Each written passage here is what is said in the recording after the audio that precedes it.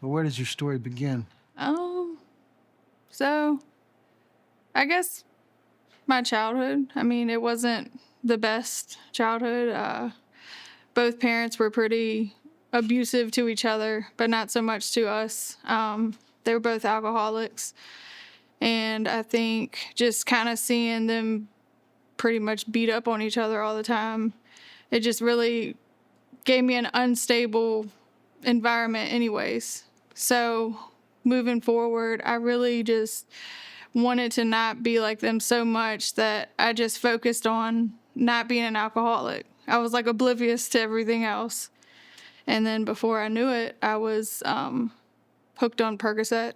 My friend's mom, we were 15, she would give us Percocet to give us energy to clean. So I just thought it was something fun to do. And then before I knew it, I knew what withdrawal was. Yeah. And then, so of course that leads to just the whole chasing the high and doctor shopping and just chaos. Before that, I was 13. My dad passed away from drinking. So that was something that just should have rocked me and it should have been talked about, but it wasn't. And it just kind of got suppressed. So then I go into the pills and all that, and I'm partying and doing everything I'm not supposed to do. And then by the time I'm 21, my mom just randomly passes away, and that's due to alcohol too. So I'm just mad. I'm frustrated. I don't understand. And then I end up in jail, and I go to back in front of the judge, and the girl that was going before me was like, oh, he denied me for this program, and I was going up for the same program, and I was like, oh, man. And he gave it to me, and he said, you know what? I'm going to give you enough rope. Either you're going to hang yourself or you're not, and if you come back in here, I'm giving you all your time. Well, it was a faith-based program, and it really gave me the foundation I needed. But then again, I got out, I had my daughter, and I just started having this, oh, I got this attitude, and I did not have it.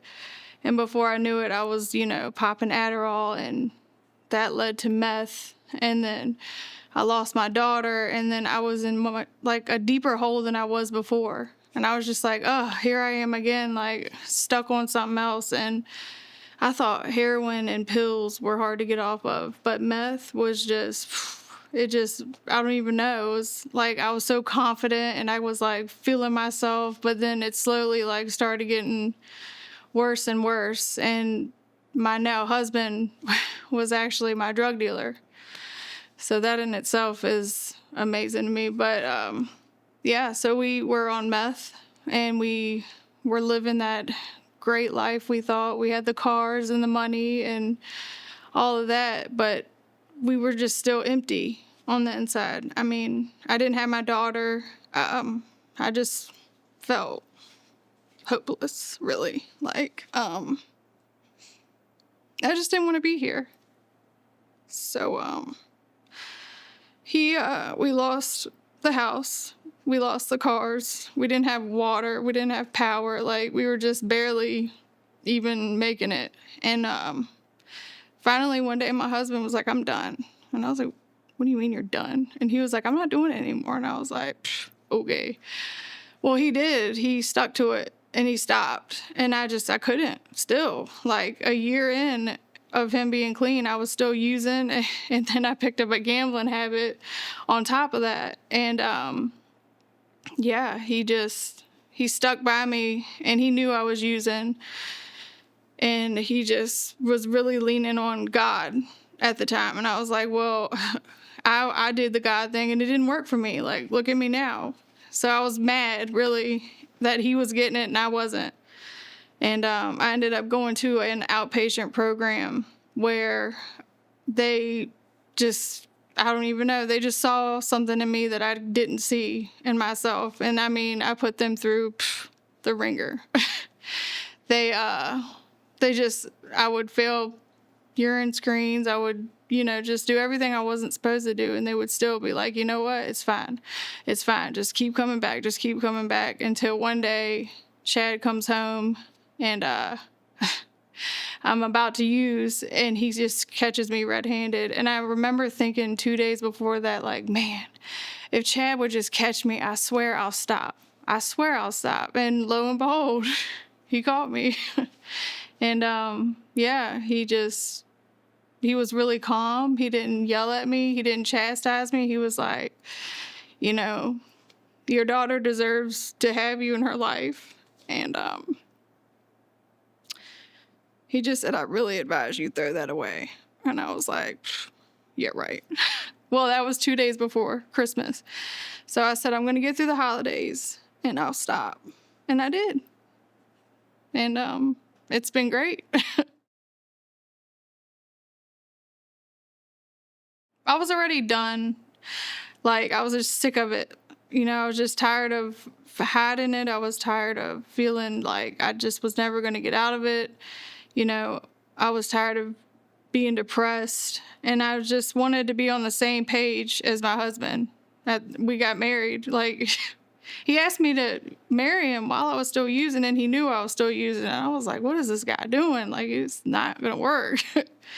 But so throughout all that, it had been 5 years that I was completely absent from my daughter's life. Like, her aunt didn't want me to be around her or anything. And at the time I was like, oh, she's wrong. She's just trying to steal my kid. And like, that was the drugs talking. I mean, golly, I couldn't even pass a hair follicle test for her. I'm sitting there trying to figure out ways to clean my hair to be able to pass instead of just stopping using. Like, it was crazy. And so that was a year and a half ago, I got to see my daughter for the first time.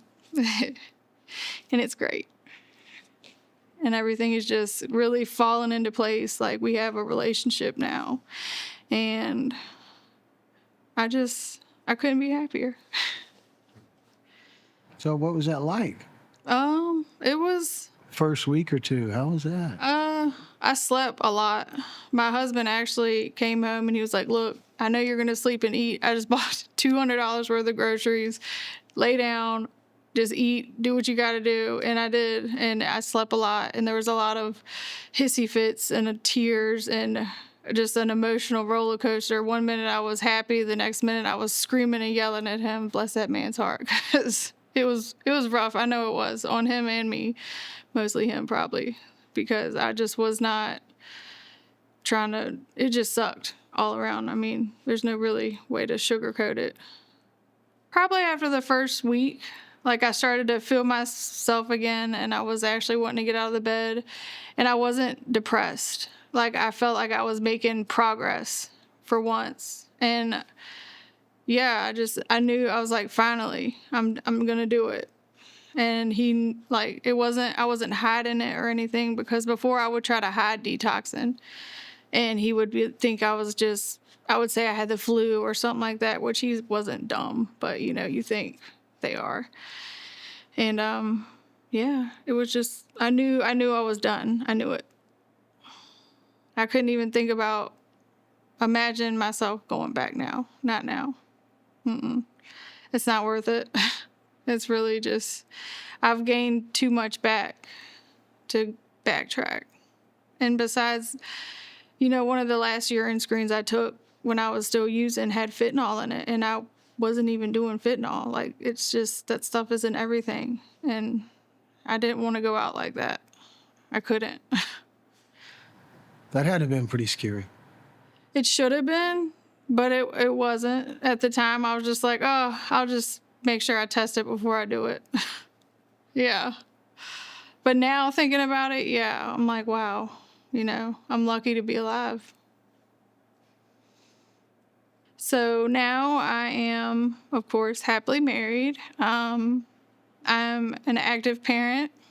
I get to pick my daughter up from school, and we go places, and I'm planning birthday parties with her aunt. We co-parent, and we are actively trying to have a baby. And I am in the process of being a peer recovery specialist to help people that are coming out of addiction just like I did. Is your husband doing that too? Peer recovery? No, he's a pipe fitter, but He takes a lot of younger men that come out of the same stuff under his wing all the time. He's always on the phone with them. Like, yeah, it's kind of what we do. We open our home to people. We're just 24/7 around the clock. If you need us, we're there. You got to give it back, because had I had someone maybe that was willing to, or I did have someone that was willing to stick it out with me, and it works. You just got to be patient. You can't just give up on somebody as soon as they mess up, because it comes with the territory. Just love them. Yeah. Yeah. That's what my husband used to tell me. He was like, I'm literally just going to love that thing right out of you. And he did. You didn't really have any experience with like going to rehab or anything. So I did the faith-based rehab where they released me to the program, but no, not really. I just always wanted to do it at home. I probably could have gotten clean sooner had I done the rehab thing, but I was just hard-headed and prideful. Yeah, that pride will get you every time, really. And it's that fear of being locked up and not being able to get out and use. It's ridiculous. It really was. But luckily, yeah, by the grace of God. Here you are. Yeah. So what's that one most important thing that people should take from this? People that are wanting to be in recovery, or people who are just starting recovery. So for me, it was the God piece. I mean, I tried every route, so why not try God? I mean, I tried to act like I had it all together by myself, and obviously that didn't work. So now I'm very, very active in the church, and I lean on God for everything, and it's worked for me, and I know it'll work for anyone that gives it a try. Is it easy? No. It's never going to just be rainbows and butterflies. And that's kind of the mindset we go into, like, oh, I'm clean now, so everything should just fall into place. It doesn't. But once you start doing the right things, it will. And you'll look back and you'll be like, wow, man, I did that. So now even like the biggest setback, I'm just like, it's cool. It could be so much worse. Was church new to you? So Or kind of new? when I went to the recovery program, yeah. Oh yeah, it was very new. I'd never cracked a Bible. So you would have had some preconceived notions about it, though, I would think. What do you mean? About church. Like what my thoughts about it? Yeah, like you'd have like maybe skeptical. Oh yeah, for sure. I mean, honestly, when they first released me to that program, I was just kind of like, take it out. I'm just gonna fake it till I make it. That's horrible, but it was. And when I got there, I'll never forget the first day. We were having like a devotion or something. It was like a night church service, and I'd never seen church people do anything. And I was like, oh wow, I think I'm ready to go back to jail. I'm in a cult. I didn't know. But my overseer told me, she was like, just give it 2 weeks. And if you don't like it, we'll find something else for you. In 2 weeks, and I was like, okay, I think I can get used to this. So there were some surprises to it. Yeah. Yeah. I was at peace. Yeah. And then, I graduated and then forgot everything I learned there. And that's when everything crumbled again. And here I am. And now you're good. Yeah, now I'm good. It's like lesson learned.